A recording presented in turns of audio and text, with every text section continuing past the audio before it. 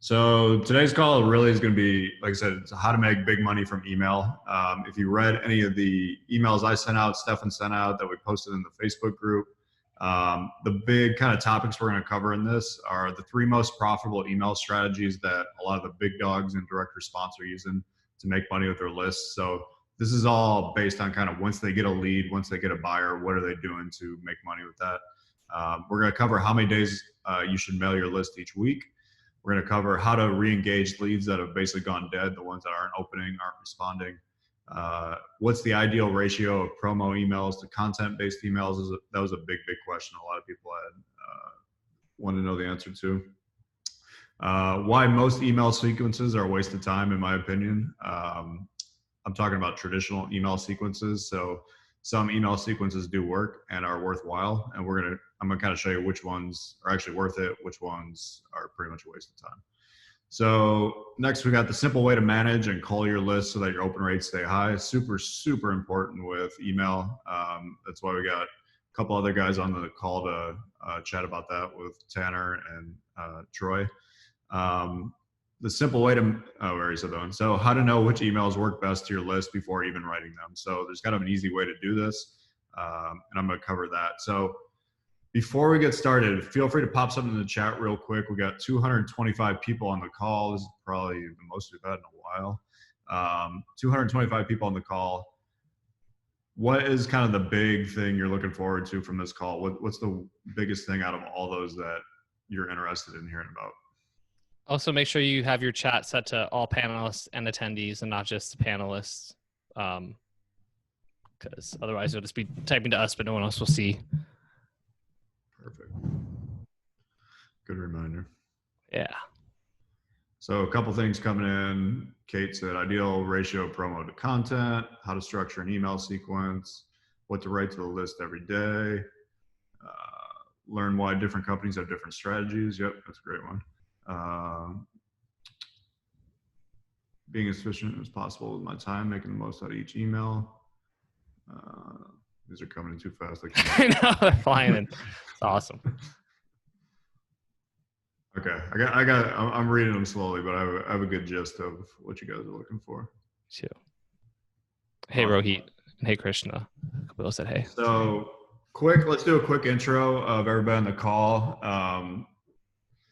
Most of you probably know Stefan and I from either our email list or from our Facebook group, Justin and Stefan Talk Copy, or I don't know, you heard of us from someone else. So just a quick intro for all of us. I've been doing online marketing since 2005, maybe 2004. I got into the whole space because I had a $1,100 gambling debt that I could not pay. And when I was in college, and decided I was going to go online and try to sell my sports picks. That business never really amounted to anything, but it got me into affiliate marketing, which eventually got me into copywriting, which eventually turned me into an offer owner. And I don't know, 15, 16 years later, here I am teaching online marketing to you guys. So that's a very short and condensed version of my story. Stefan, I'll let you do yours. Yeah, for sure. So if you don't know me, I'm a direct response copywriter, marketer, entrepreneur, and now, copy coach and mentor and co-founder of Copy Accelerator of Justin. Copy has grossed over $700 million in sales, both for myself and for my clients. And on the email side specifically,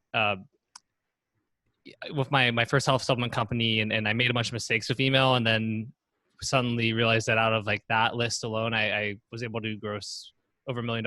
And the same year I did 23 million in revenue, I grossed $1 million from my list, but out of that $1 million I grossed was pretty much all net. So basically it was 33% of my net profit came from email.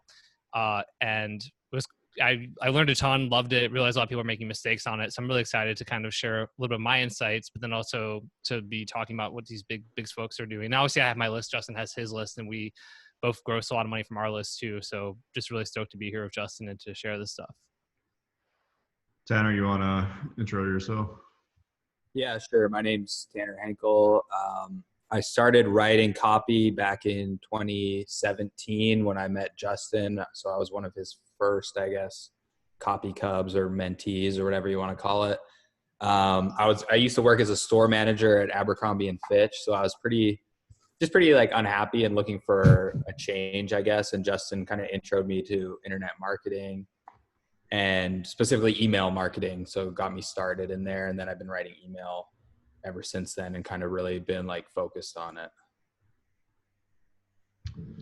Yeah, and so for some of your guys' reference, Tanner's written a bunch of emails for a lot of the big companies that we're going to talk about today. So he's got a lot of insight into that. Troy, you want to give a quick intro of you? Yeah, thank you. Hey guys, and thanks for having me on. So I'm Troy Erickson. Some of you might know me. So 4 years ago, I was in college and I was literally doing everything I could to not get a job. And that's kind of how I stumbled into internet marketing. I started on Facebook, grew a couple companies, and then I found a guy named Ian Stanley, who Justin and Stefan know very well. He taught me all about email, and then I found Justin and Stefan that totally accelerated my skill. And not just copy, but I also got a lot of practice in with deliverability, and that's one of my main areas of expertise now. And I've helped a lot of people in this circle out with it, and I'm happy to answer all your questions with it too. Awesome.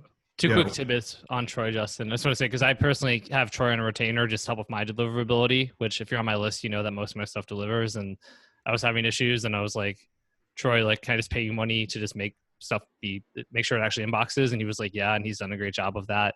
And then I have a friend who's running like a political campaign in West Virginia. And like they were, she's like actually the congressional like candidate for her district or whatever. And then they were going to spam all of their emails. And so I was like, you got to talk to Troy. So yeah, just want to say it's kind of pretty cool what Troy's been able to do. And he gets really awesome results. And obviously Tanner's a ridiculous beast with the email stuff too. So just stoked to have both of them here.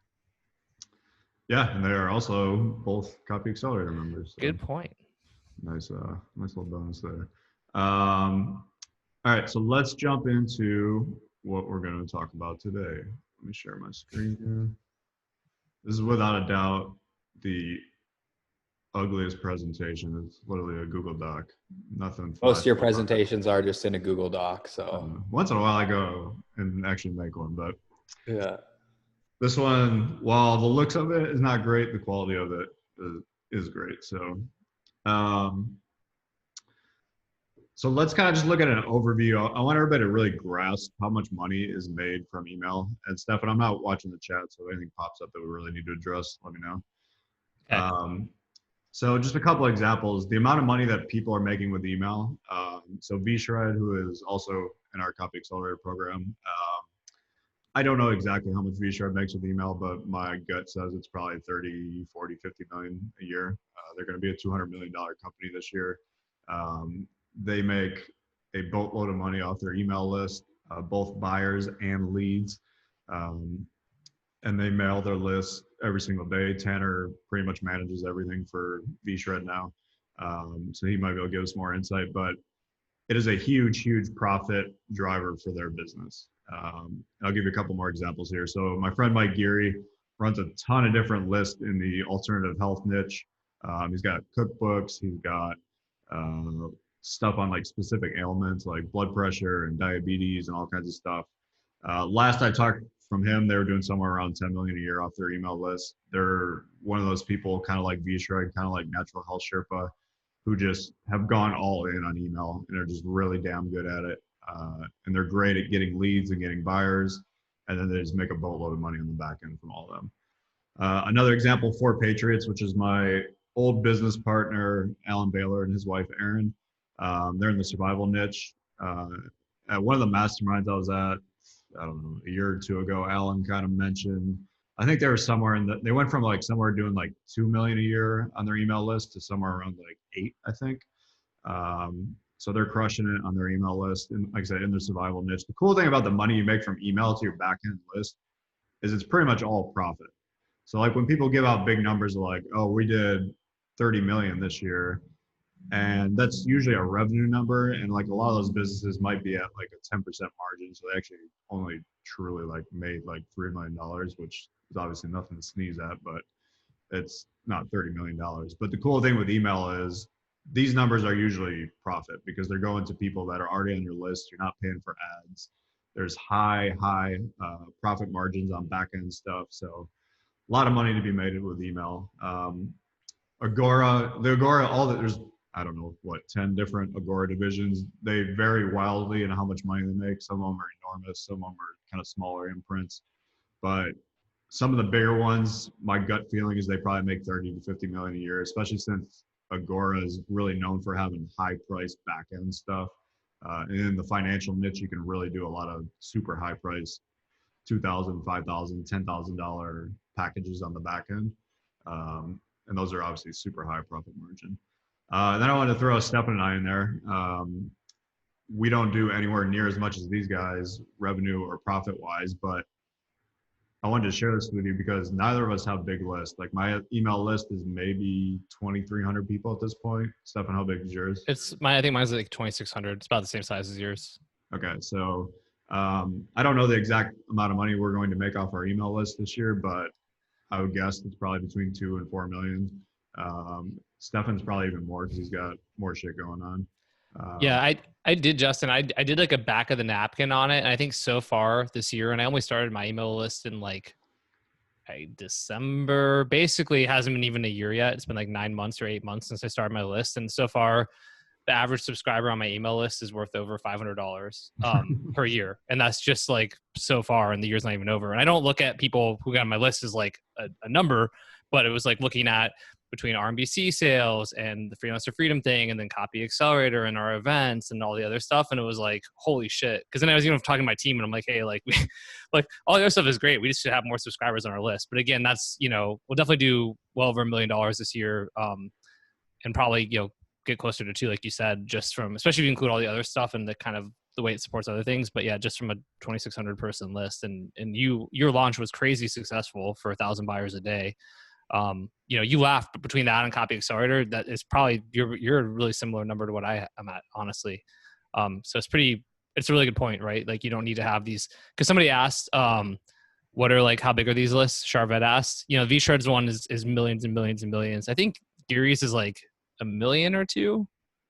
Yeah, Mike's got multiple ones and multiple different niches. I mean, he honestly probably has 5 to 10 different lists just of his own. But yeah, his are probably around 1 million. For Patriots is not as big. Theirs is probably about, last I remember, is maybe 400, 500,000. Agora, I really don't know what size their lists are. It tends to be harder to add new buyers in financial than it is in health. There's not as many. Like there's health offers that are putting 1,000, 2,000 people onto a list a day. Financial, it's usually more like when it offers kicking ass, it's like a couple hundred, maybe 500. So like is a really good number. Those are kind of my gut numbers. Yeah, in terms of Tanner would probably know better with V-Shred. I don't know like where they're at. I would guess like 1 million. Yeah, for sure. In terms of list size, is that what you said? Yeah. It's probably between like 500, 800,000, Okay. close to 1 million, maybe touching 1 million, somewhere in there. Okay. So kind of the big point of all this is that email really is the main driver of profit in almost every direct response business that's focused online.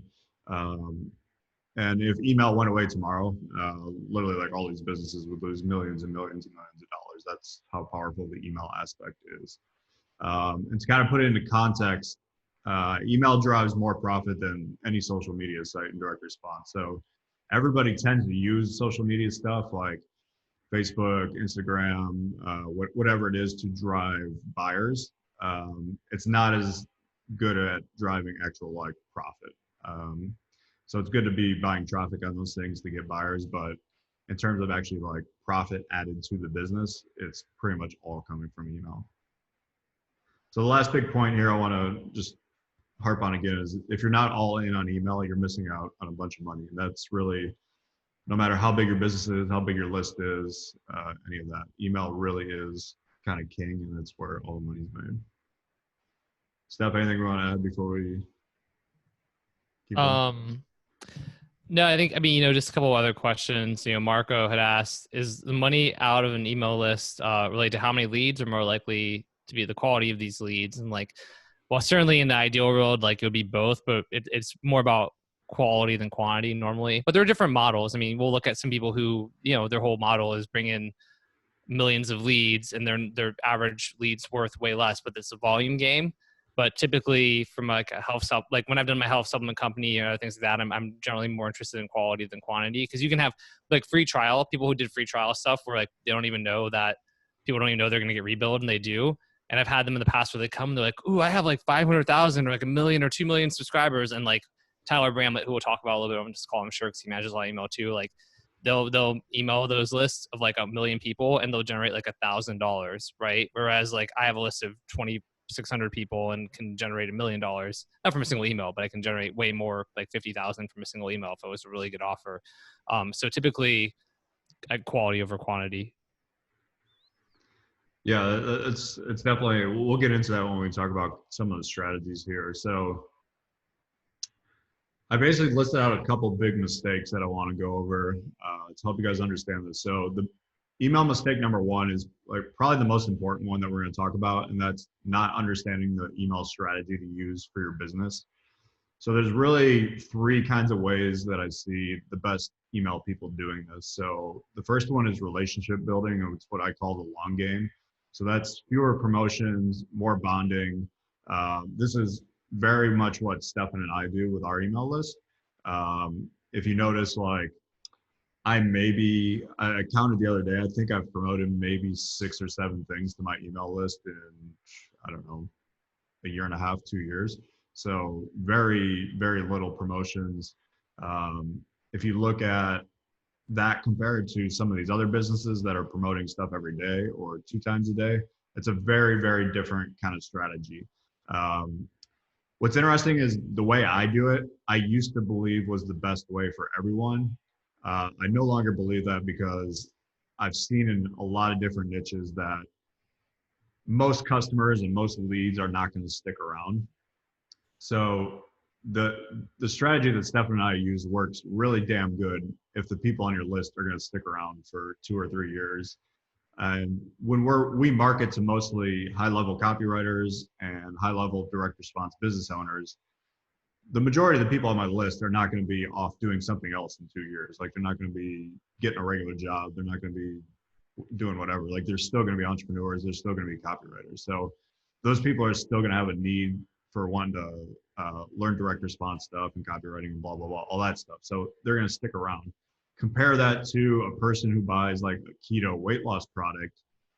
That person in like 3 weeks is probably going to be onto something else. Like they're literally not even probably going to use the product. And 3 weeks later, they're going to be looking for the next greatest weight loss thing.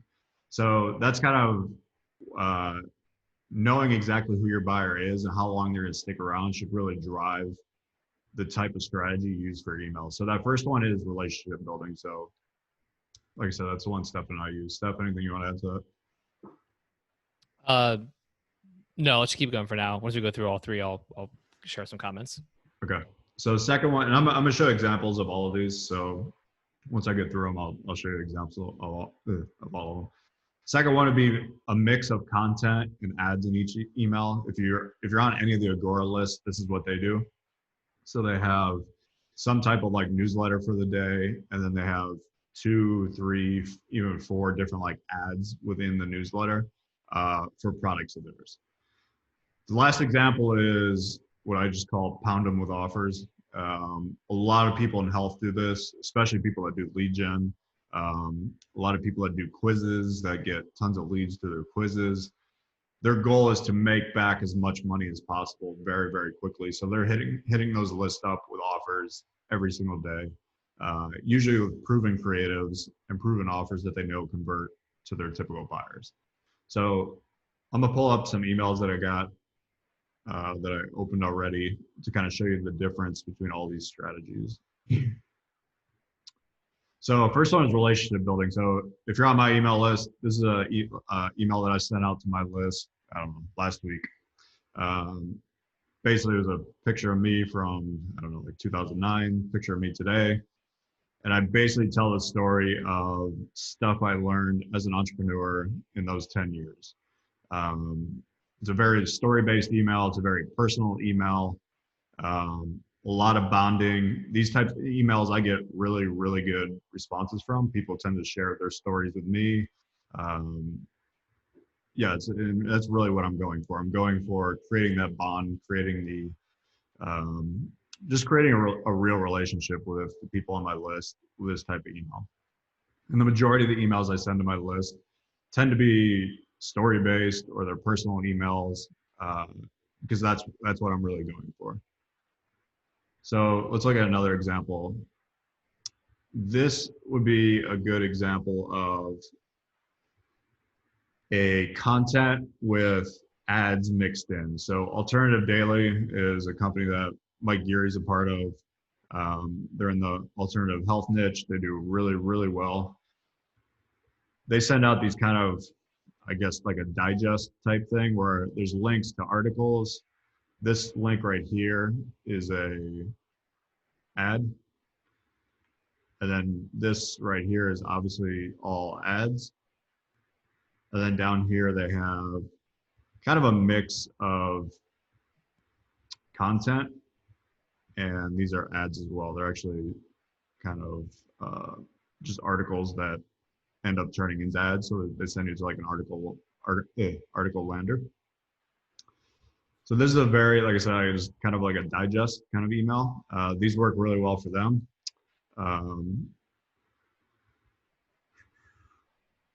This is one that Natural Health Sherpa would send out, which they tend to do pretty short, punchy, straight to the point emails promoting offers. Tanner, you could probably chime in on this. You guys were sending like one of these a day when you were writing for them? Yeah, one a day, pretty much at the same time of day. So they like test it into a certain time slot, and then we're just sending it out the same time every day. Is that same thing going to everybody on the list, buyers, leads, everything? Yes, and if we were testing something in email, then we would just test it to random segments. So we wouldn't really like segment out buyers, or everyone would just kind of be on like one big list, and then we'd randomly segment to test. So on this, we would test like the subject line, the from name, the creative, the CTA, probably test an image as well. But yeah, it would all be random.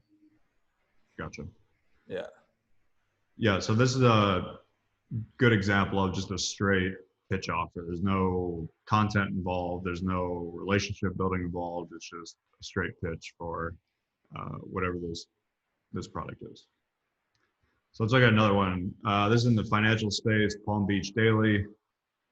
This is a content mixed with ads style. And this is what a lot of the Agora companies do in financial, and it works really, really well.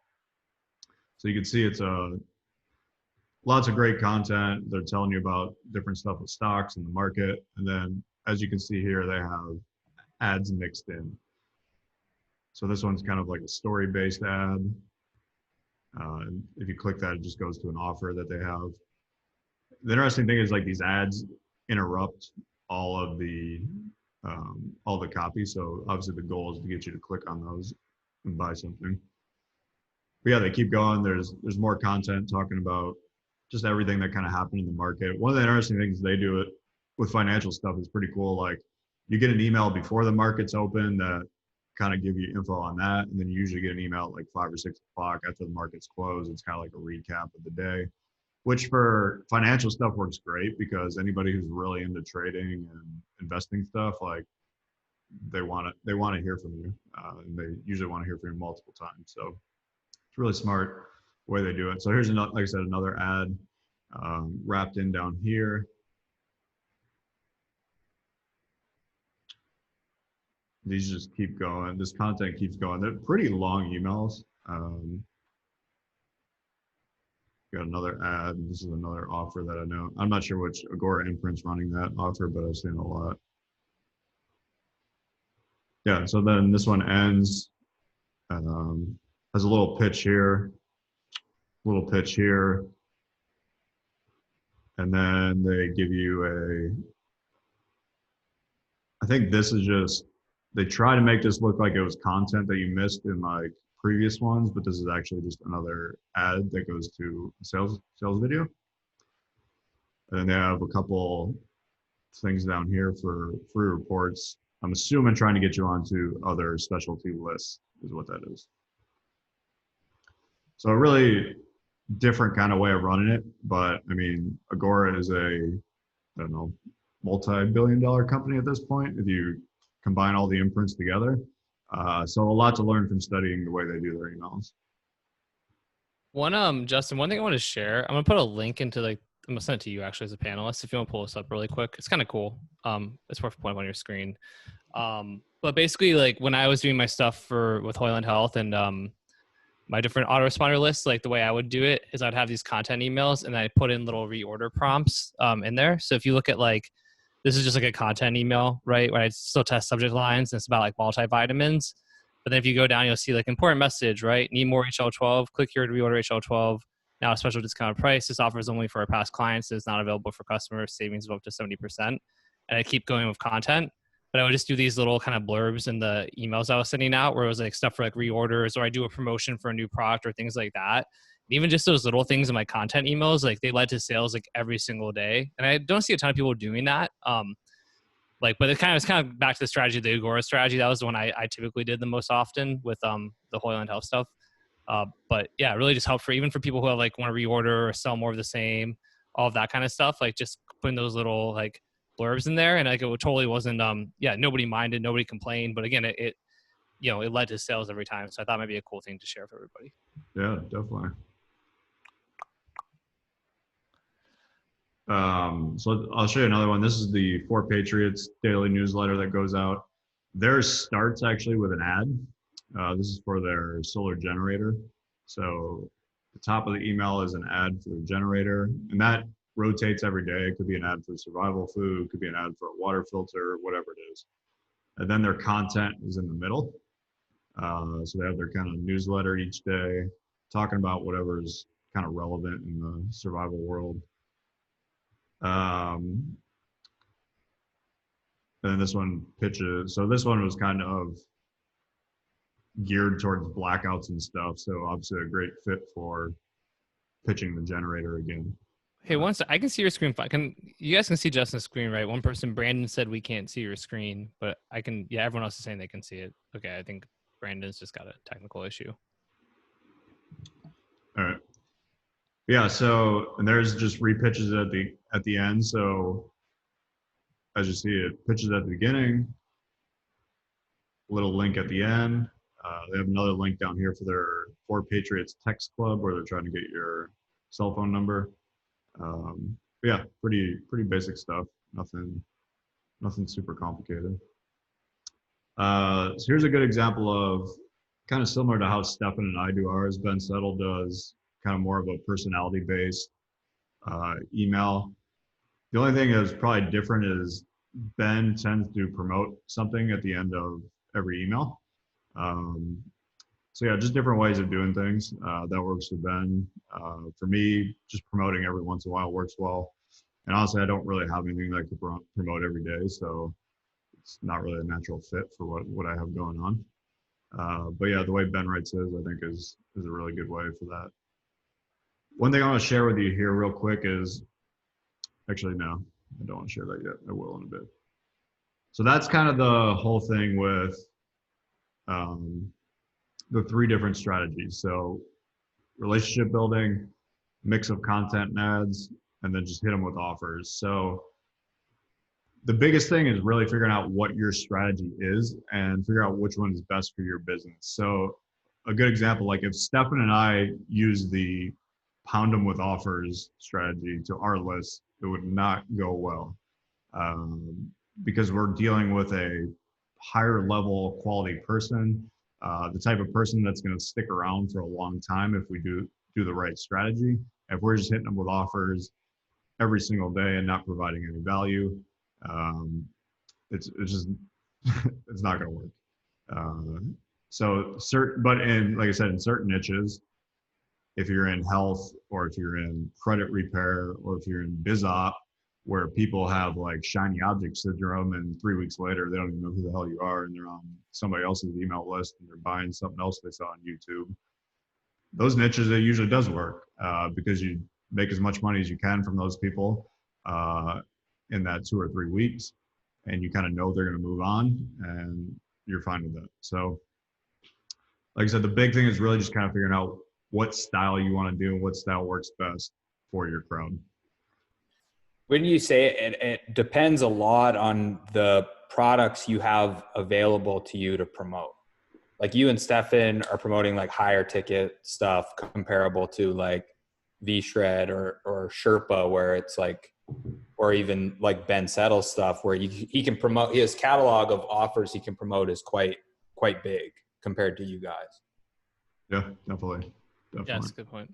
One other thing too, oh, sorry, just real quick, I want to mention one thing.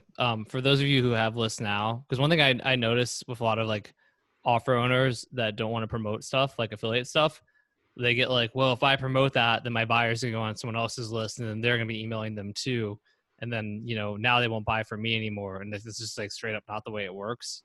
I used to have that mentality early on with like my first supplement company. And then I realized how much money I was leaving off the table, or leaving on the table, because really like they're already on a bunch of lists anyway, right? Like by the time people are on my list or also on Justin's list or also on Ben Settle's list or probably on Kim Schlom's list or also on Brian Kurtz's list. It's like not like we're not like really competing anyway, but like, you know, same thing with like someone who bought Resurge probably also bought Lepto Connect, also bought BioHarmony, also bought Red Tea Detox, also bought, it's like they're already getting a bunch of these like emails anyway. So like, oh, Jimmy overlap with you too, but like Jimmy Parent. But so just like I would just bring that up too for anyone on this call who might have that scarcity thing about like, you know, well, if I promote their offers, like I'll lose my buyers. It's like, no, you won't. You'll just make way more money. Yeah, that's a really good point. Glad you brought that up. I actually long time ago had the same thought. It's just absolutely not true. Yeah, then one other thing I was going to say too is I manage a decently large BizOp list, and like Justin said, those people don't stick around long. So I put the main like flagship high ticket offer in front of them to book a phone call for the first week. And if they don't do it, then I move on to a low ticket offer. So it's a little more congruent. Like maybe it answers their price objection with something that's a little less. And then a lot of those people later on go on to buy the high ticket offer. So really it's just changing it up based on the average lifespan of your subscribers. Nice. All right, so let's look at email mistake number 2. So this is a big one that most of the big direct response companies get this.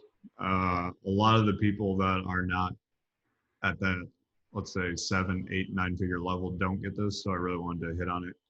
And that's not emailing your list enough. So I'll tell you a story about this. When I first started my first weight loss offer on ClickBank in 2010, we used to email the list twice a week. And we didn't promote anything. We just sent quality content. I had this thought in my head that if I email them more than twice a week, I'd be bothering them and they'd unsubscribe. And they don't want to hear from me that often. Then I heard from my buddy, Jason Capital at the time. He's like, yo, we started emailing 5 times a week. And I was like, my mind was blown. I'm like, what? I was like, you're emailing 5 times a week? I was like, what happened? He's like, well, we made more money. And I was like, okay. I was like, did it like people unsubscribe? And he's like, no. I was like, okay.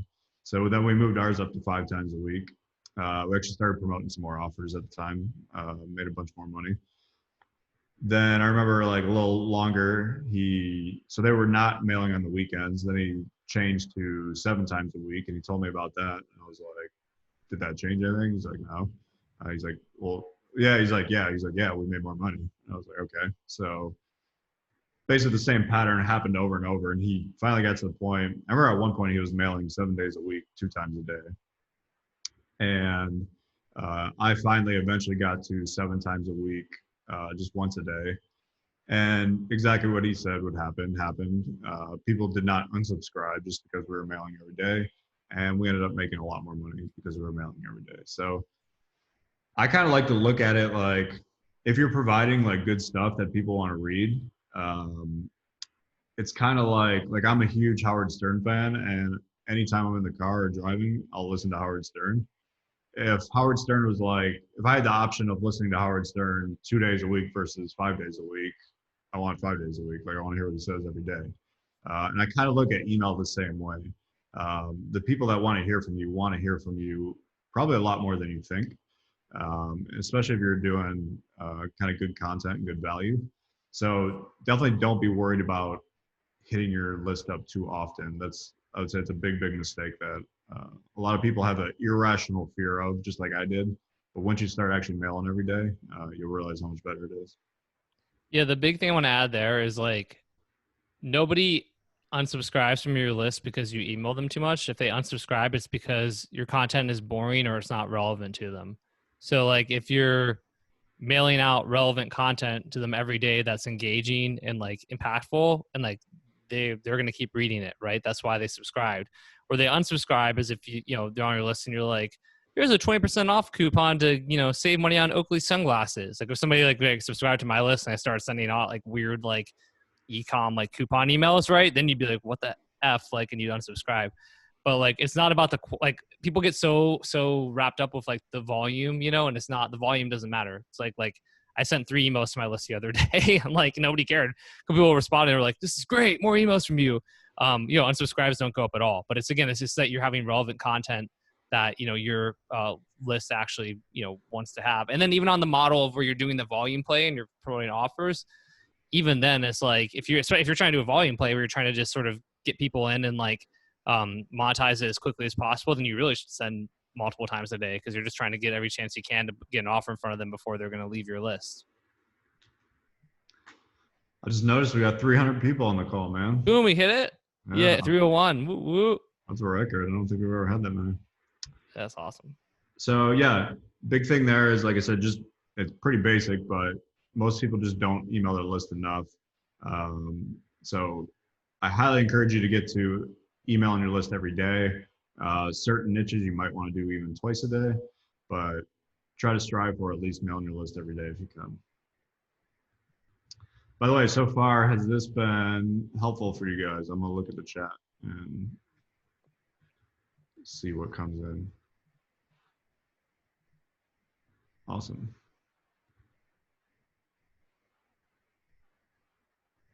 Great.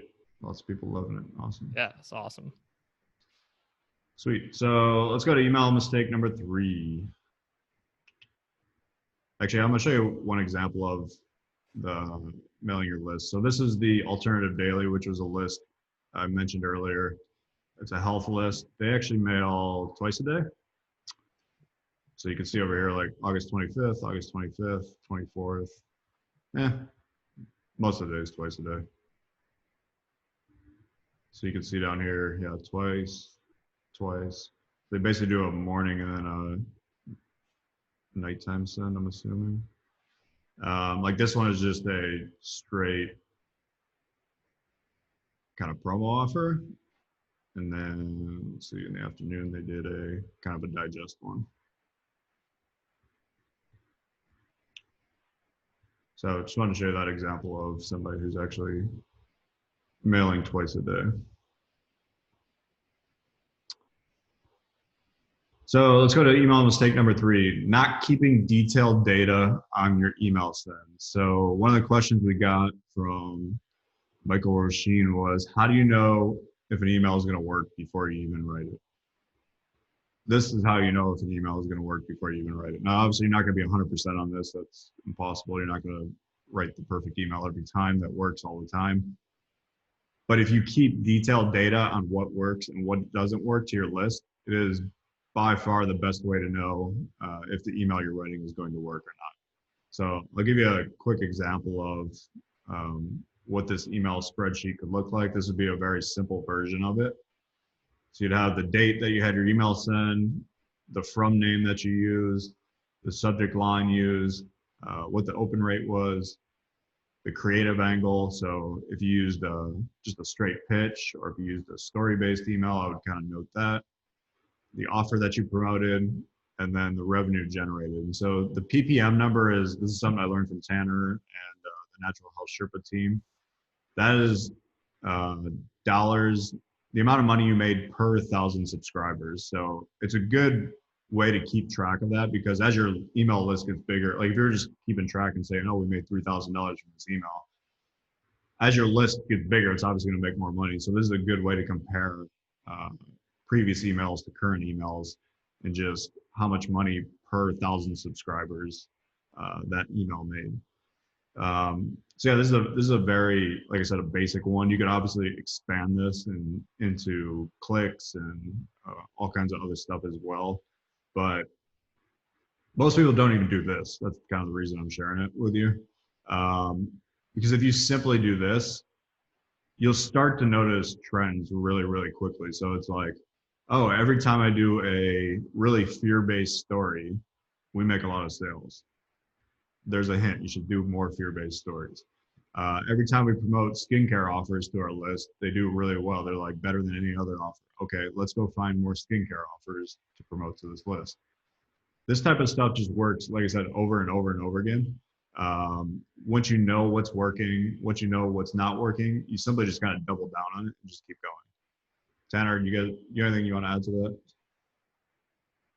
No, I mean, I think that's kind of like where a lot of the data really allows you to just pull more and more money out of the list. So the better and like kind of more detailed you are with this, the more insights you're going to be able to pick up, and then just do more of the same and just kind of follow the data trails to grab like more money from it. And you can really get like kind of as in depth with it as you want. Like at Sherpa, the spreadsheet had probably like another like 5 or 10 columns even in there. But I mean, this is kind of like the bare bones I would start with here. Yep. Yeah, I mean, knowing exactly, and there's even like more stuff you could track. Like I know certain people who are running health lists and are promoting financial offers and they're like crushing. So if you promote if you're actually keeping track of that, you're like, oh, okay, like maybe we should try another financial offer. Okay, that one worked as well. Maybe we should insert that into the normal rotation each week and just promote more financial offers. Those are obviously working. You might realize that VSLs work better to your list than long form text sales pages. You might realize that stories about women work much better than stories about men. Whatever the angle is, if you start to see the patterns of what's working and what's not working, that's when you can literally just start creating content specifically for what you know is going to work. And then you just kind of hit more. You basically it's like just teeing it up for you. You don't have to like guess so much. Jared and I were talking to Dan Ferrari about this like earlier this week, and he said at the Motley Fool, they hired like a data scientist who would like do deep dives into their data and then be able to track like certain behaviors, so they could find like, okay, if someone joins our high-end coaching program, they're likely to have this behavior in their first 7 days or something like, so they went pretty like crazy with it. And, you know, that's obviously super valuable because you could just hit those people up and kind of segment them off and try to get them into your high ticket like coaching. So it's really like endless what you can do with the data. Yeah, that's super smart. Yeah. You're new and you don't know exactly, what your subscribers want. So basically you start off really broad and think of the things that these people came on your list for and send them a lot of different similar things. Then you'll notice like which products start winning. So you only send those products, and you look at the stories, see which stories win. Then you only send those stories. And it's like people just want to keep buying more of the same because they've already proven that they bought something they like. So if you keep selling them that thing or something very similar to it, they'll keep buying from you. Yeah, that's a really good point. The offer that people came onto your list for is usually they're gonna buy the most. So if they came on a thyroid offer, other thyroid products are gonna be the best thing. That's one of those things that's so obvious to me now, but it took me like 15 years to actually Me learn. too.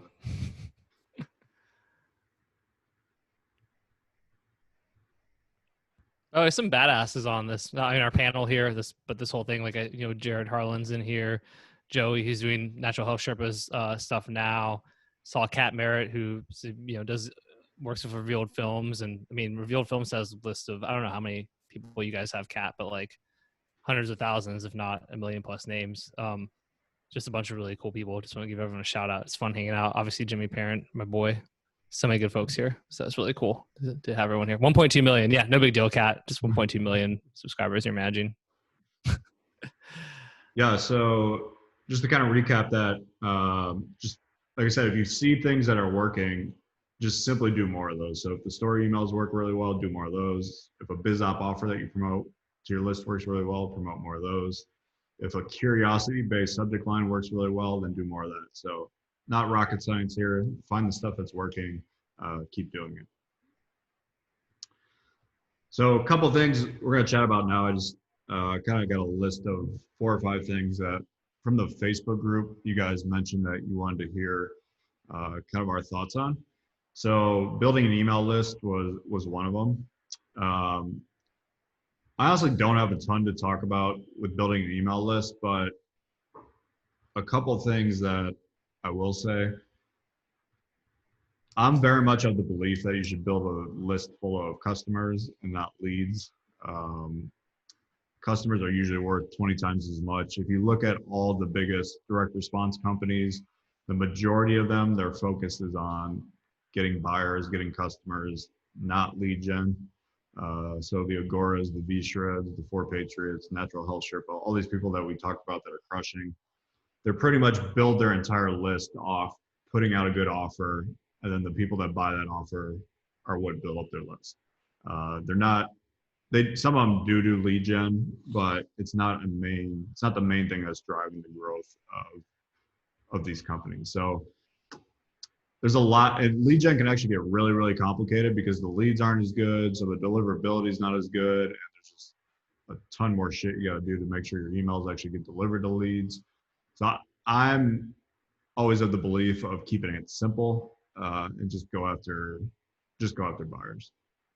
Yeah, Michael had said, are we talking $7 or $40, intro products? I mean, it really just depends on what you're selling, and but again, it's like you give me a list of 10,000 people who bought a $7 product, or give me a list of 500 people who bought a $10,000 product. And it's like, I'll take the list of 500 people every time, right? Those people are worth way more.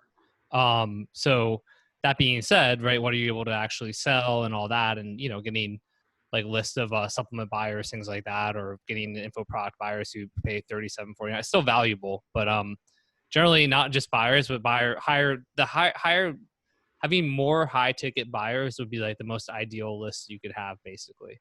Because those people are going to spend the most money, they're proven to, and, but again, there's fewer of them. So it comes down to like that economy of scale thing too. So a couple of things just on customer acquisition and leads and all that. Kind of ties into what Stefan just said.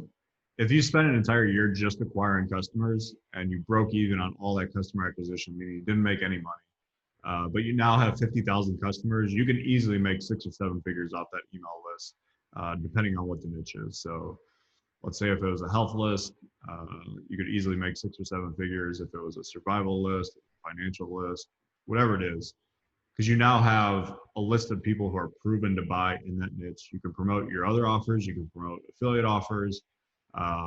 You can make a lot of money off that list of 50,000 customers. So the big thing there is that what I wrote here is that a list of buyers really is a gold mine. It's where it's a real asset that can just constantly produce money for you over and over and over again.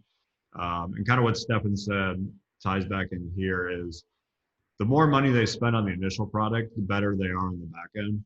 So like my friend Dave Sinek, who does a lot of free plus shipping cookbook buyers, we used to compare a lot of our data when I was running a supplement company, and like the supplement buyers I had who spent $200 compared to his cookbook buyer who spent 20 or 10, they behaved very, very differently on the back end. The supplement buyer is just a much more high quality buyer because he spent more money on the front end. So that's one thing to keep in mind, but the majority of, I would say, initial buyers, especially if you're trying to scale on cold traffic, are usually going to be offers that are under $50 the majority of the time. Except with supplements, those are probably one of the caveats, because like one bottle can be less than $50, but if they buy 3 bottles or 6 bottles, then the average order value gets up a little higher. But yeah, the majority of the offers you see that scale on cold traffic are usually under $50. So it's a good spot to start. Any questions coming in the chat and stuff that we need to answer?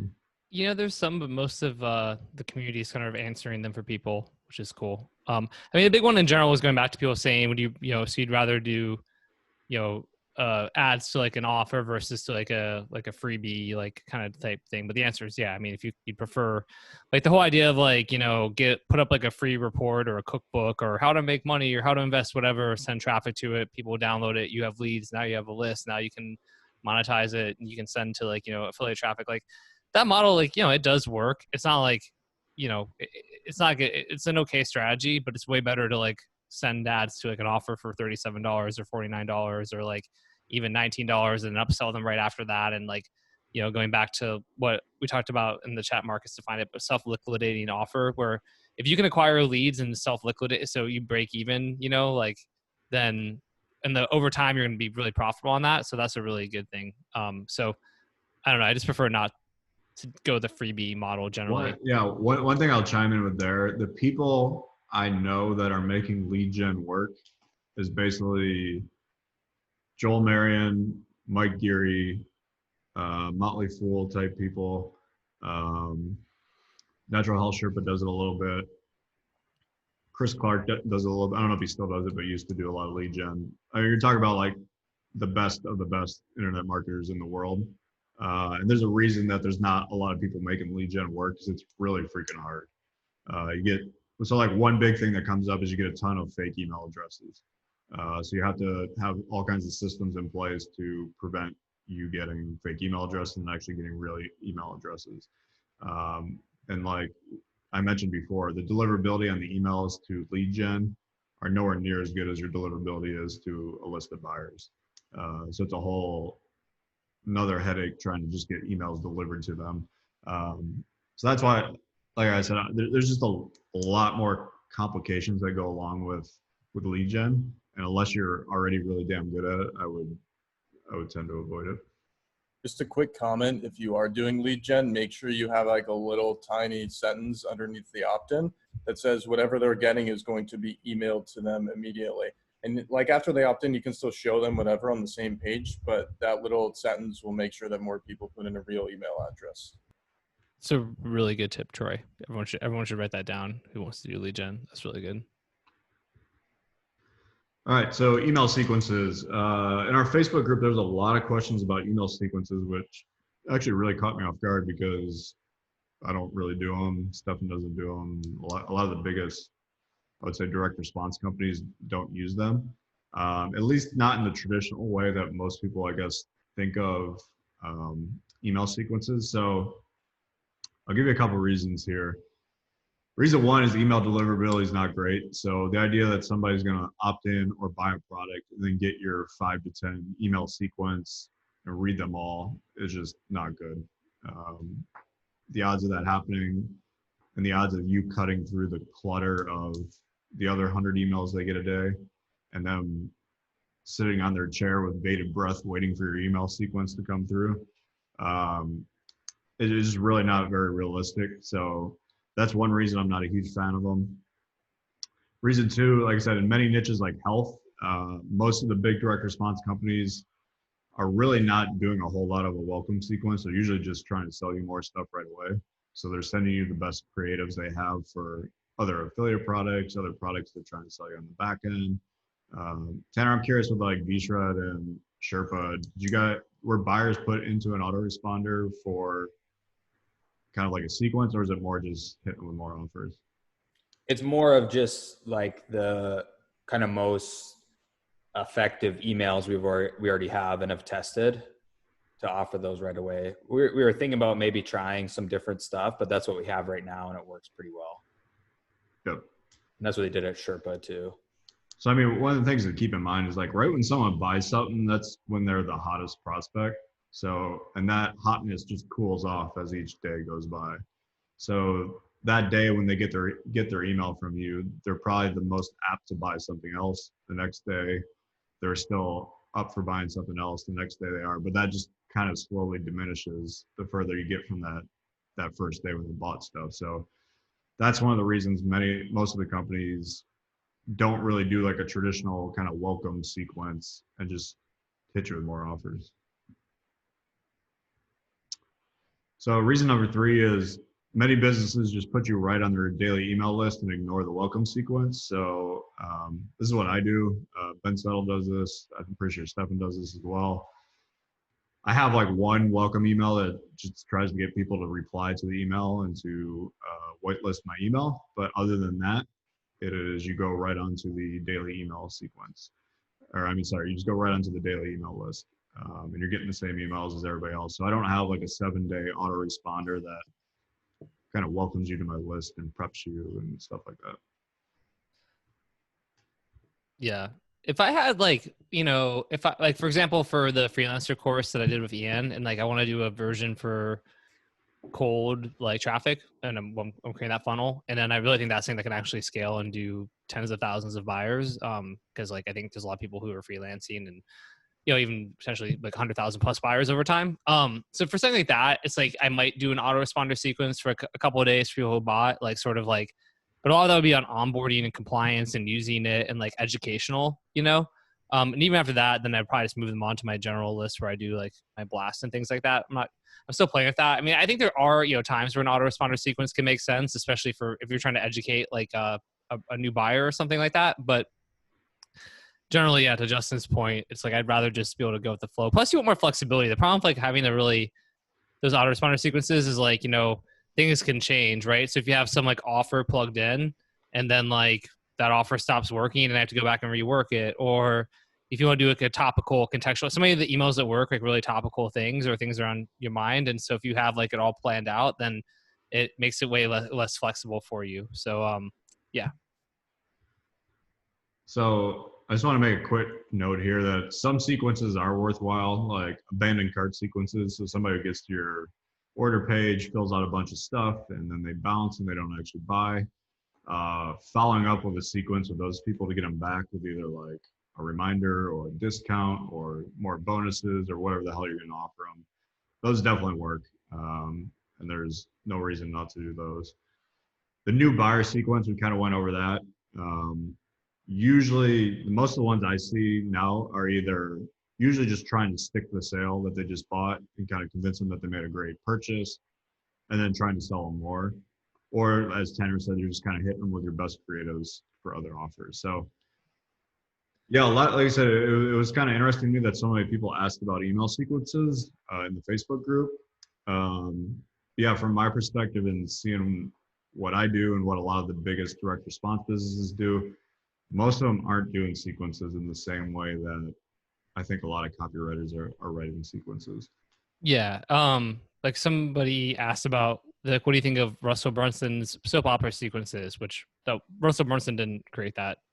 But like one thing, Tyler Bramlett's one who pointed this out. Tyler, they manage millions and millions of lists email records and stuff like that. But basically Tyler pointed out, this kind of was already in what you put up above, Justin. He's like, we write these things like imagining that these like new buyers are waiting with bated breath for like every hook we have. And like sort of when you're like, and tomorrow I'll reveal the real reason why. And like, ooh, if you remember from last email, and it's like realistically, like that's not what's happening, right? They're like sort of just checking one email, then they don't open one for a couple of days, and they open another. So like they open it and you're like, it's like all these intricate cross references, and they're like, I have no idea what's going on.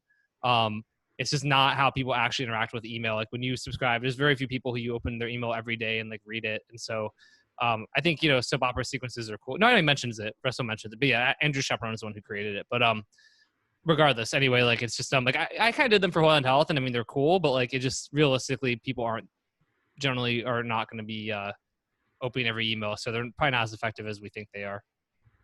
We got to think of it too, like not only are they not opening everyone, not everyone's hitting their primary inbox. Yeah.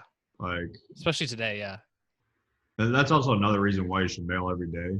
Like if you mail twice a week and one of them goes into the promotions or spam, like that means you only have one chance to get an email opened a week. Like it's not good odds. All right, so another topic that people wanted to hear about was re-engaging dead leads. I wanted to keep this simple, and it's one I've used multiple times. Dean Jackson's 9-word email. It's super simple, and it works like crazy. So basically, someone who hasn't opened an email from you in, let's say, a month, 2 months, 3 months, whatever the number is, It's a very simple, hey, first name, are you still interested in blank? And whatever blank is what they originally subscribed to your email list for. So if you have a thyroid list, it'd be fixing your thyroid. If you have a copywriting list, it'd be like, are you still interested in getting more copywriting clients? And then you just leave the email like that. You don't explain anymore. You don't have like sign off, and people will respond to it. They'll be like, yeah, I am. And if you want to have like a dialogue with them after they respond and kind of send them some stuff, you can do that. That's kind of the way Dean suggests doing it. But I kind of stole it from him for re-engaging dead leads because it works great. Because it looks like a personal email, especially if you use like a subject line that's super personal, like you just put like question or something like that. Yeah, these work great for re-engaging dead leads. Troy, I'm curious if you have any other thoughts on re-engaging dead leads. Yeah, I do. So a lot of people ask me, I think this is a somewhat common question, where people have dead leads, where the leads are not dead because the person hasn't opened an email in a while, but it's more because the person has a list that they haven't mailed in a while. So it's more on their side. So in that situation, the only thing I would add to this is like a story-based reason as to why you're emailing them, because a lot of people will forget, who you are and why you're mailing them. And then at the bottom, you could put like some link or something to like check out some of your content, whether or not you're selling something. And a lot of people will, remember you from way back. And even if they don't, they open the email. But I'd also, if you're in that situation, recommend getting the list clean first to make sure you don't have too many bounces or spam traps or things like that. Nice. Yeah, that kind of ties in what we're going to talk about next is list cleaning. So deliverability, I would say in the last couple of years has really changed. It's a lot harder to hit the primary folder on Gmail. It's a lot easier to end up in the promotions folder. There's a ton you could do with this. Troy's really good at it. I know a bunch of other people who are really good at it. We're not going to obviously be able to cover all of it, but some of the basics are removing people who are not opening emails. So kind of an aggressive way is remove anybody who hasn't opened in the past 30 days. Less aggressive is removing anyone who hasn't opened in the past 60 days. What's interesting when you do this, the size of your list will shrink, but you usually get better results from your list because more people it's hitting their primary inbox and not ending up in spam or promotions or anything like that. The difference between, it's very interesting, like if you talk to any of the big mailers, the difference in revenue they make between when they hit the primary inbox in Gmail and they hit the promotions folder, it's night and day, the amount of money they'll make. So it's a huge, huge deal. And it's the reason they put a lot of effort into keeping the deliverability high and keeping people opening and keeping kind of the junk emails off their list. So that is actually all I have for this. Let's do, Steph, you want to open it up and do like a little Q&A for a little bit? Yeah, let's do that. And I'm guessing, Justin, you want to maybe for people who stick around to the end, you'll share the link for this to your notes. Sure. You pull my leg. I'm pulling your leg. It's like the bribe to get you to stick around. I mean, yeah, and like, yeah, let's open the Q&A, and then definitely with Troy and Tanner too. I want to leverage your guys' expertise. If you've got anything you want to, maybe you can chime in with, or questions people are going to ask. Kate said, who's also a Copy Starter member, by the way. What's up, Kate? Is it possible to get back into primary once you've been in the promotion folder? Troy, you want to tackle that one? Because I know you're. I love questions like this. So yeah, it is possible, but the longer you've been going to promotions, the harder it is to get back into primary. So the biggest things with that, like Justin was talking about, if you typically have low open rates, like Gmail is basically going to judge you based on how many people are opening your emails, how many people are clicking, replying. That's why reply emails are so important. And the lower that is, like obviously you can go to spam, but a lot of people don't even know about the promotions tab. And if your domain reputation is okay and you've taken care of that and they're still going to promo, then in that case, it's probably content based. So if you're using like really big images, or like salesy words, or saying you can get, this for free, or you can get a big 25% discount, Gmail looks for those words because they know it's promotional. And I've found that the biggest thing that puts emails into promo is what percentage of your email is promotional. So if you have a really long email and you say a couple salesy words, it might go to primary. But if you have a really short email and you say, you know, sale 3 times, then it's more likely to go to promo. And there's a lot of really advanced ways to look at it, but those are the basics. Nice. And then Samantha Novak asked, how does changing the from name affect deliverability? I've heard people saying not to do it because it tanks deliverability. I'm curious about that too, because I know people will talk like from your wallet, from like Justin's bald head, whatever, you know? That's interesting too, because I manage quite a few lists, and sometimes like I'll change up the from name, that's fine. But sometimes when I put like your in front of like wallet, for example, it'll go to promo. But if I put in just wallet, it'll go to primary. And you can test this too. It's like, you know, there's ways to get more accurate testing, but if you just want to test it really quickly and send it to an account that, you know, has the tabs on it, you can get a much better grasp on what you can and can't say. And as you get better and hit primary more often, it gets a lot easier actually. Cool. Chris Dixon said, is specializing in email marketing a better starting point to writing sales letters? I've just joined RMBC. Justin, I'd be curious to get everyone on this, I guess our panel's like opinion on that. Cause, I've given that advice in the past sometimes because I'm like, well, you know, if you write emails, they're shorter and, you know, people need emails all the time. And like, you can sort of, it's a less of a barrier of entry versus writing long form sales copy. But then I feel like if you can really get good at long form sales copy, there's a huge need for that too. And like, there's a lot of money. So I don't know if there's one way that's better than the other. I think if you want to like, you know, if you want to go after more email clients early on, I can see that being an effective strategy, but I wouldn't neglect writing sales letters because I think having that skill is really valuable unless you're like, I don't want to write sales letters ever. I'm just really in love with email. I want to be an email person. That'd probably be my answer, but I'd be curious to get, you know, Justin, Tanner, Troy, your guys' thoughts too, since you. I mean, yeah, I'm a big fan of recommending that people start with email or start with something small like email, Facebook ads, headlines. I just think for a lot of people who they just find writing a VSL or a sales letter just completely overwhelming if they've had no experience. And the idea that they're going to be able to write like a 40-minute VSL is just so daunting. So yeah, I like getting people like some wins writing emails, because emails. The coolest thing about email is it's really direct response condensed into a super like succinct format. Like Tanner could probably tell you, like just running emails for 2 years, he learned really quickly like how to write a story, how to get attention with open rates, with subject lines, how offers work, and how to actually promote them. I mean, I think there's a ton you could learn from emails, and to me, I think it's probably the smart way to go for most people. Yeah, I'd agree with that. I would say too that the cool thing about email is like you get feedback from the market like immediately. So you could write an email today and know how it did by like tomorrow, you know, which is maybe not the same as the sales letter.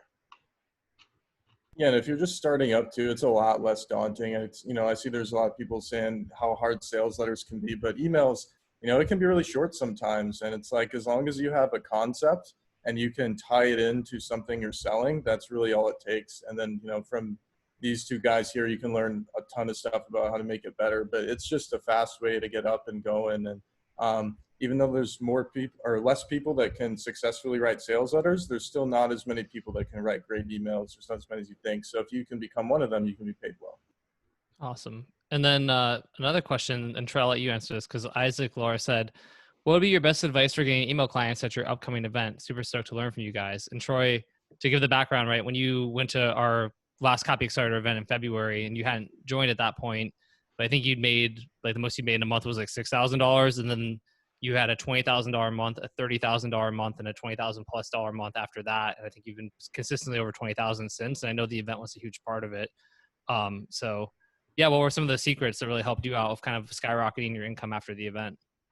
So a lot of it was actually before the event too. So obviously, you know, showing up and then just communicating with other people that were in the group because you get access before the event, and just like making friends. So before you get there, you kind of know people, and then, you know, you can talk to them, and then really just being different and standing out. So for me with deliverability, a lot of email copywriters, actually, like most of them don't know anything about it. They don't focus on it. So just thinking about a really unique angle that makes you stand out, and then just approaching people, being personable in the same way that, you know, it's like you sell things all the time on the internet, but you can sell yourself too in person. So just really standing out, being different, and that'll convince a lot of people to give you a shot. Awesome.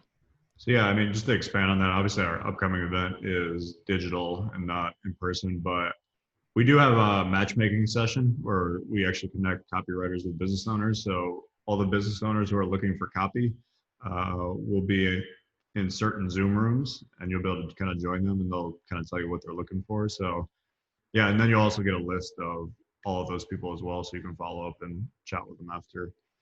So yeah, I mean, we kind of do it spoon feed to the clients, and yeah, it's a pretty easy way to get clients. Yeah, and just to elaborate on that, as somebody who was in that position at the last event, I know it's virtual and it's like weird this year, but like these guys do a wonderful job of pairing up people who need clients with people who need copywriters. And it's crazy. Like there's so many business owners that are literally excited to hire, and there's no objections. If you have, a little bit of good work under your belt, or even if you're new, a lot of them will just hire you on the spot, test out your emails, and if it works, they'll keep hiring you. Yeah, it's huge. It's one of our favorite, it's one of my favorite parts of the event. And again, I think, we're actually doing 2 matchmaking sessions because we're doing one the first day and one the second day. And, but yeah, I was always blown away too, because even at the last event, because we'll be like, hey, if you're a business owner looking to hire a copywriter, can you stand up and share who you are and what you're looking for? And I mean, you remember Troy and Tanner too, but it was like 35, 40 business owners all standing up, well, we're here to hire copywriters. And you're like, oh my God, right. And so for the business owners who are on this call too, for the freelancers, that's obviously a big selling point of why you should come to the event and be a part of our sort of community and everything. But the business owners too, I would say, if, don't overlook that part when you do come to the event. We have a great list. I want to share about the event anyway, but I think we've had 112 applicants already, plus our CopyStar members, plus all that. It's gonna be an awesome event, including a lot of business owners. And make sure if you want copywriters, this will be the place to do it. I'm really excited for that too. By the way, everybody's on the call. At the end of the call, I'm going to share the Google Doc from today, so you guys actually have it. So if you want that, stick around to the end. Let's go. Gary said, what's the best strategy to mail to a list that is cold, meaning they have never received anything from you? I would say just a big intro email. Explain your story, or whoever the face of the brand is, their story, and what you're going to be, tell them what you're going to tell a really interesting story in that one. And then kind of tell them what you're going to talk about, and kind of give them a good idea of how often you're going to be mailing them. Be like, tell them I'm going to start sending an email every day with tips about blah, blah, blah. And also give them a really easy way to opt out on that first email. Just like, hey, if you don't want to get these emails, you want to get off this list, just opt out here. So that way you get all the people off that don't want to be on there. So that's what I would do. Let's do a couple more. We'll do a couple more quick ones here. What are the differences between health and dating? Health is a much bigger market. That's for sure. There's way more offers. A lot more money to be made in health. Dating, I mean, you're going to tap out at a certain point. Like you could build a $500 million business in health. You're not going to build a $500 million business in dating. Yeah, there's a lot of differences, but those would be kind of the main ones. I think it's worth noting too, Justin, everyone who does dating, I think dating's a great niche, and I think, done right, it's really helpful to a lot of guys who don't have confidence or esteem, or, or women, same thing, right, who are trying to find the right man. But I think it's worth noting that so many people, including people who are health owners now, who do other stuff now, come from the dating world. There's so many people who come from dating from 10 years ago, but they're not still doing dating, right? They moved in. I mean, even Nick, I think he went to some of the dating stuff that other people were putting on, and from V-Shred, all these people have come from that background, but they don't really stay in that background. They move into health because, to your point, yeah, you can build a $1 billion health company, right? Or at least a $500 million company of dating. You can build a 5 million, you can probably get to 10 million, but that's about it. I mean, it's really, I don't know if you can get past 10 million on dating very regularly. It'd be very, very unlikely. And I did put the link for the event for those who want to put an application. We'll talk about that in a second, but is in the chat. Chad said, does ESP affect deliverability? MailChimp, ActiveCampaign? I don't know, Troy. You probably have a better idea than I do. Yeah, so it's more about, your habits, but I do agree that, MailChimp, I mean, you get what you pay for. So on the free server, there's just more people that like don't know what they're doing, frankly. So that hurts the overall IP reputation. So like domain reputation is like what's your responsibility for the most part. And the IP reputation, unless you have like a private one, is pretty much going to be on the ESP. So like Google knows that if you're sending from MailChimp, there's just not a great history, with their IPs, so it's not great. And Klaviyo sometimes has that issue, but there's some ways around it for more advanced senders. But I always like ActiveCampaign. I'm biased, but it's the one I use, my personal favorite. I mean, if you're doing any type of significant volume, you need to be on like Maripost or ActiveCampaign, and you probably should be having your own IP as well if you're doing really significant volume. Yeah, no use. Otherwise, because like you said, you kind of get mixed in with a bunch of other shitty mailers, and you don't want that when you got millions and millions of dollars on the line. Yeah, and then to answer Kate's question, like as soon as you're confident that you know exactly what you're doing and all your emails have good stats and you're not running into any issues and the infrastructure is set up, then it can be a good idea to jump onto your own dedicated IP, because then it's all on you. And if you're confident enough to go in on yourself, then that's the time to do it. All right, so we got one from Sharon. What's up, my man? He said, Troy, do you have any guidance of all text emails from services like ActiveCampaign versus sending an all text HTML email? The problem is in ActiveCampaign, when we send a text only, we don't get stats like opens, clicks, etc. I've never had an issue just using the default where it shows you all the stats, everything. So I'd say that's fine. Don't go overboard and think that you can't ever put an image in, or you can't ever like put a link in, or if you're really having like significant issues and you don't have a huge brand, you can just buy a new domain and start over. It's like $10 maybe on GoDaddy. So you can do it that way, and then just learn about the infrastructure and set it up right, and you'll get it the next time. And people won't even notice that the domain's different, to be honest. All right, I'm scrolling through some of the questions now. I want to find couple that kind of really stand out here.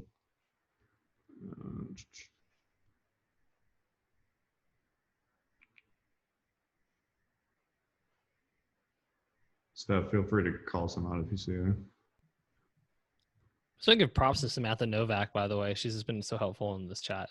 Doing great, Samantha. You're answering so many questions. Sam, you'll be at the event, I know, and you're coming back into the copy starter fold. But yeah, thank you. Also, you sent me some Facebook ads, which I saw. I checked them out today. They look good. I'm gonna check those out. So just want to acknowledge that too. Let's see here. Said, I mean, how do we answer no's, right? How do you come up with ideas for writing 10 emails in a row to drive traffic to one same health supplement offer? I mean, that one's like an interesting one, but really it's I go through like the lead and the sales copy and find different things I can riff on. I mean, Justin shares a lot of these frameworks in Copy Accelerator too, but I mean, like looking at like topical stuff and curiosity, emotion, like kind of looking at different categories and then finding different angles for it. And then, like I said, if you go through the sales copy, and there's a big idea for the sales copy, but there's usually a bunch of other little mini hooks and fascinations and things like that. Oh, like testimonials, social proof. I mean, like, if you sort of tear through and sort of like list them out, like it's pretty easy to get 10 ideas that are kind of unique. So yeah, and on that note, if you didn't see the Zebra ads call that we did last week, lots of emails in there that kind of show different types of emails: story emails, contrarian emails, curiosity emails. That stuff's all in there, and I would go watch that. It's on my YouTube channel.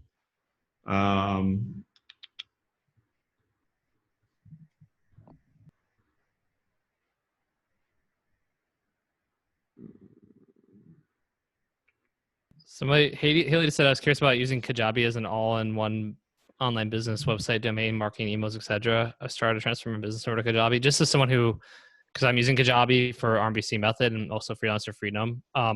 It's great for like the membership side of things. It's not really great as like a CRM. It's not super robust. I mean, it's okay if you're like really early on, but I would not personally, like there's some functionality stuff that's weird. Like if anyone's got like when you sign up, when you buy my courses, you have to like put your password that you want to use in like the checkout form. And like, it's like, that's stupid. But they're like, oh yeah, we don't know how to do that. Like they don't have, it's not really made for like cold traffic and converting people. So like, I like Kajabi a lot for the membership stuff, but I would probably not try to run a whole business off of it personally. Cool. So let's I only got a few minutes left. So let's wrap up the Q&A. Before we get off, like I said, I'm going to give you guys the link to the document that we shared today. Steph, do you want to show them a little bit about the event that's coming up in 2 weeks now? Yeah, it's really coming up. Yeah. Do you have, if you want to let me share my screen, Justin, that'd be good. I mean, we talked a little bit about Copy Accelerator and the virtual event that's coming up. If you haven't, like signed up yet, you should, to say the least. Let me go ahead and share. This is like the sales letter that, we're talking about, but, which I'll pop the link back into the chat one time for you all to check out. Basically like if you got value from a talk like today or the Zebra Ads one yesterday, like that's what's going on in Copy Accelerator, like every single week. So like for our Copy Accelerator is our mastermind, right? We have like a full version and a light version. For both of those, you get weekly trainings where Justin, myself, or another expert is like teaching and training on stuff like what we're doing right now. We do them literally every week. And for those who are signing up for the virtual event, which is coming up September 10th and the 11th, you actually get to a preview. You get to join Copy Accelerator, the light version of it, leading up to the event, which means you get access to like every one of these trainings we've ever done. Not these public ones, but all the ones for our private members only. And there's a crazy amount of them. I thought I had this in the members area, but maybe I'm not.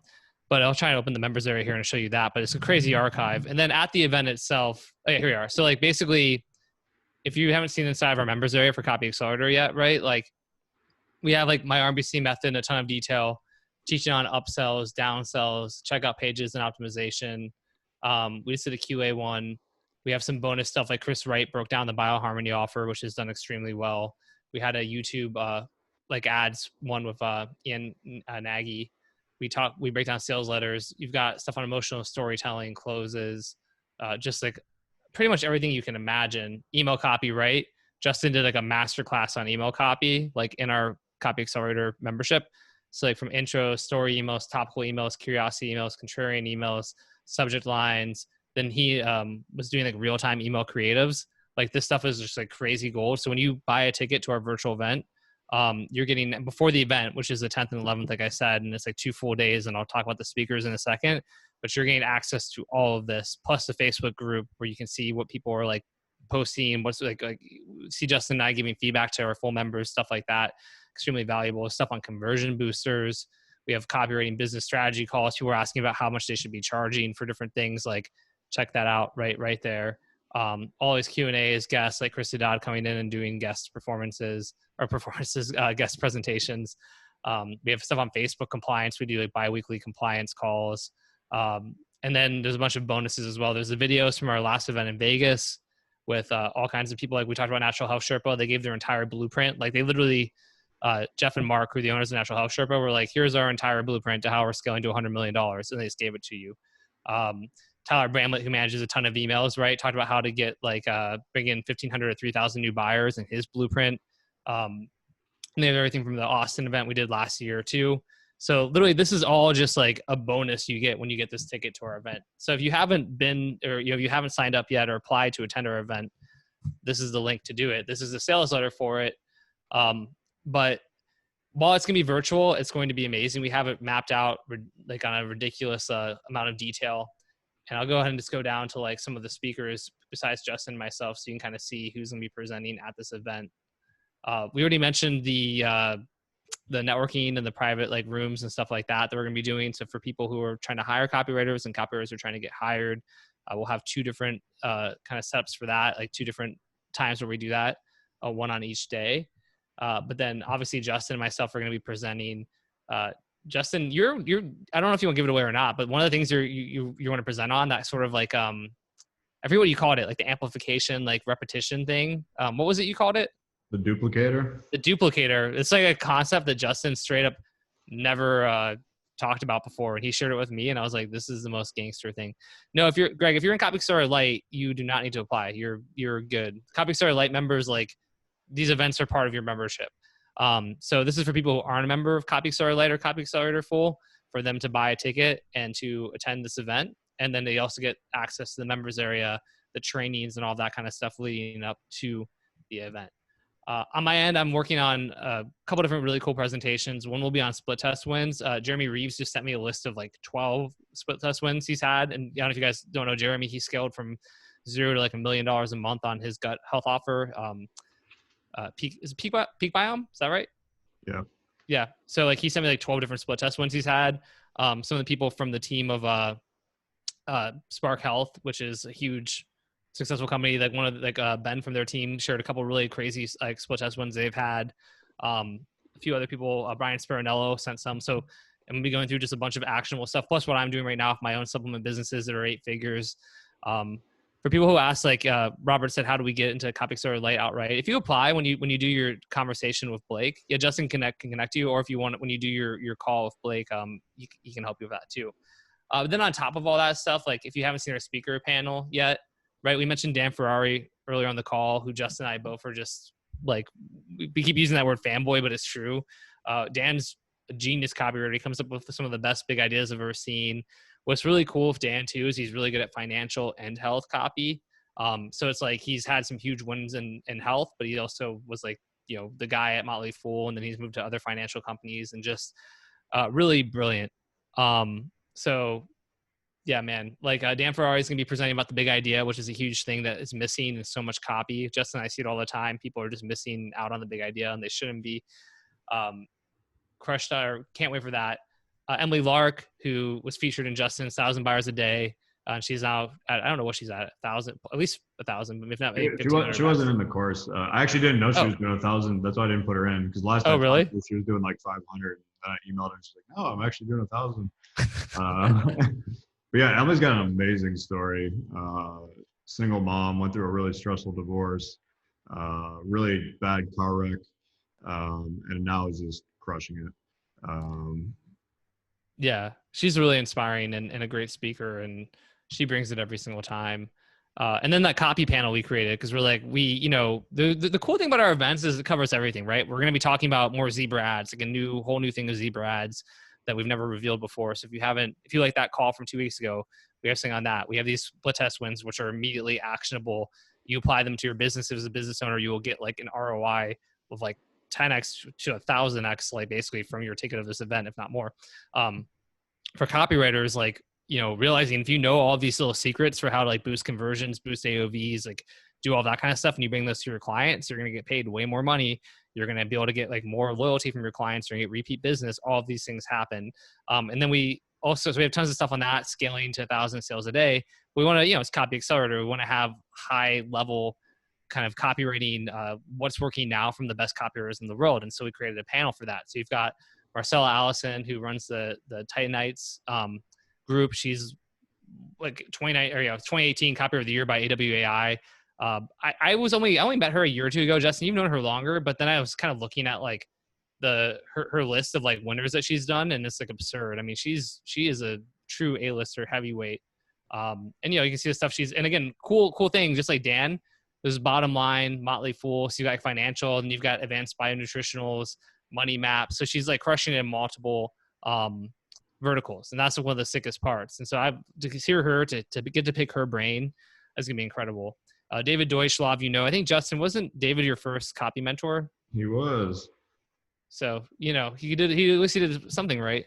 No, I'm kidding. David's like one of the all-time greats. I mean, he worked with Brian Kurtz. He's worked with there's so many people and run all these controls. He's such a good mentor. He's got a brilliant mind for copy. I think the minds of these people are amazing. And like, so to have him plus Marcella, and then also Carlene Englide Cole, who is like I mentioned, I think on the Zebra ads call, like I had a huge, I have a crush on her too, like her mind. Cause like she was blowing me away with her copy. She's one of the smartest copywriters I've ever met. Also one of the AWAI copywriters of the year. To have this panel with her and David and Marcella, I mean, it's going to be ridiculous. And then Amber Spears is a really good friend of mine. If you don't know her, she's driving affiliate traffic for a lot of the biggest offers on the planet. She's been doing it for forever, whether it's like TrueGenics, the stuff Brad Howard's doing. She works with people like Danette May. She works just like all kinds of different verticals. Like she understands traffic and gain affiliate traffic better than almost anybody I know. Oh, Curly, you're on there. I know. I'm glad you're blushing. I didn't realize you're on there. Yeah, it's true. It's true. I like at the Titans thing in Scottsdale. I know we sat at the table together, but they didn't know a ton about you. And then like I saw like your talk and just looked at some of the stuff you've done, and I was like, oh my God, she's like, this woman is amazing. Like seriously, just blown away by your talent and your genius. I really mean that. Plus, you got an incredible new book title. What's the book title again? It's My Life as a 50-year-old white man. Yeah, and how a mixed race woman stumbled into direct response copywriting and succeeded. And even the graphic on the title of her book is just like so funny. I know a lot of people have been pre-ordering it and getting it and stuff like that, and it's gonna be awesome. And yeah, so Amber as well, just a beast. And then Mike Bontempo is a copy accelerator member. He's doing incredible things with YouTube ads. He's running something for me for RMBC. He does retargeting for our stuff, but he's working with a bunch of clients in different verticals. His clients spending 100,000 plus a day on this stuff. And he's going to be sharing like a really amazing framework for what they're doing with YouTube ads, from the scripting to strategy and everything like that. So by the way, like one note I want to add on the YouTube, in our copy accelerator group, I would say YouTube has probably been the biggest thing that's kind of popped off over the last like month or two. The amount of people in our group who are just crushing on YouTube is pretty insane. And YouTube's really in that gold mine kind of spot right now where like Facebook was before it got so saturated and so compliant heavy. Everyone is crushing on YouTube, and there's a lot less compliance. You could say stuff that you can't say on Facebook. You can run offers that you can't run on Facebook. People are absolutely crushing on YouTube. It's kind of like the wild, wild west right now. And so that's why I'm really pumped to have Mike chat about that, because he knows exactly what's working in multiple niches, multiple verticals. So that's going to be really helpful. Yeah, I can't. I'm the same way. I mean, YouTube is like the new frontier. And like, I'm so stoked that we have so many experts within Copy Accelerator who's going to be sharing about this stuff. So like we said, and beyond that, there's some parties. There's like a cocktail party the first night, which is virtual. We have like a bartender who's going to be mixing drinks in the background. You'll actually be able to like interact if you want to make your own drinks that he's teaching. The final night party, we're going to have like some special surprises. We're working on some like celebrity guests. All kinds of things like that. It's going to be really, really cool. And so normally like our last event in Vegas in February, the tickets were $2,950, but because this one's virtual, we decided to kind of cut it in half basically. So the ticket price is $1,450. Plus there's no travel, airfare. You're not spending money on your plane ticket, your hotel, the meals, all these other things. So really, if you wanted to attend one of our events and you wanted to like see what we're all about, and you want to get this crazy high level stuff and interact with these high level speakers, plus all of the Copy Accelerator members, all of, just our universe of folks who are like, and then we're all sharing really high level tactical, implementable stuff. Like this is your one opportunity. Like I love what Troy just said, these guys make it impossible for you not to succeed. And that's true. We obsess over that stuff. The way you do it, you have to apply. We're selective about who we let in. I'd say if you want to go, you should apply. It's not going to be something where we're like you're not good enough, and don't let your imposter syndrome like make you hold you back. Michael Roisin talks about his imposter syndrome, and thank God he got over that and came. And I don't think Troy, I don't know if you had imposter syndrome, but again, you were from 6,000 a month to 30,000 a month, right? It's like, we're there to support you at the event, and it's worth applying and talking to Blake and then moving in, getting a ticket. This is your best chance to, like I said, to ever attend one of our events. Like we're going to go back to, like live ones in 2021, hopefully, but they'll be more expensive. And that's if we sell tickets and all of that. Just apply. You'll have schedule a call with Blake from our team. It's not like a hardcore sales pitch call. Like he's very much about, kind of like talking with you. Is it a fit? If it's a fit, then great, like get a ticket. If it's not a fit, no big deal. But you're better off applying while we still are doing this. We are going to get to a place where we're going to cut off tickets, because like we're sending out like physical stuff to people who are attending, things like that. We only got 2 weeks left, and it's kind of, the clock is ticking here. But I can't wait for it. Like Justin and I will be together live in Austin, like on a stage in a production studio. Like we're going hardcore, crazy, value. Like we're just over delivering like you wouldn't believe. And yeah, just can't wait. I mean, Justin, is there anything you want me to add or that you want to add to what I've been sharing here? No, I mean, the one thing I would urge, like, if you're really interested in going through all the stuff in the members area, the sooner you get in, the better, because that gives you more time, because you have access to all the stuff in the members area up until the day of the event. So if you want to go through any of the past videos, you want to go through the email stuff that I taught on in the course, all that stuff is in the members area. But obviously, the sooner you get in, the more time you'll have to go through all that stuff, and it's hard to even put a price tag on that stuff. It's literally hundreds of thousands of dollars worth of value. Like if we wanted to actually just package that stuff up and sell it, we could sell it for a ton of money. But yeah, if you are the type of person who wants to really go through that, I would highly recommend joining now. One other point I really want to make is a lot of people get the idea that a lot of our events are only for copywriters, which couldn't be more wrong. There's definitely copywriters there, but the majority of people that actually come are usually offer owners. We also have some media buyers there. Anybody who's interested in scaling an offer on cold traffic is really who our events are for. So if you want to learn like all the latest stuff that we're seeing that's working for scaling offers on cold traffic, whether that's YouTube or native or Facebook or cold email, whatever it is, that's really what the event is about. That's why, like we said, all these big name people like B-Shred and Golden Hippo and Agora and all that are there. And so if you can't come yourself, say if you're a business owner and you can't come yourself, you can also, a lot of the business owners just send their copywriter or their head marketing person. That's always an option as well. So just wanted to point that out. Yeah, that's a really good point. Yeah, it really is for everyone. I mean, it's for copywriters, but it's also absolutely for business owners, their employees. It's gonna be so sick. I can't wait. Kat, I know I saw you on the application list. We better see you there. Can't wait for you, Kat.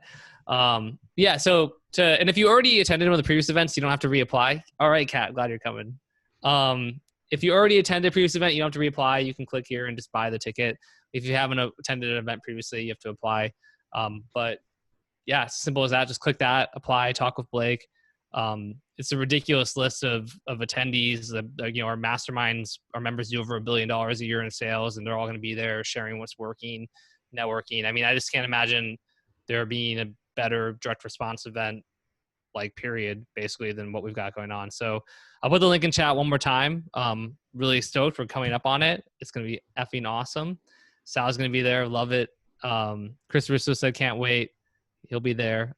Jonathan Gaden, can't wait. I know, Jonathan, you're on I saw when you came in too. It was awesome. So yeah, super stoked. I know Sam's going to be there. Sam Novak. Man, yeah, cannot wait. So that's it. That's all I got.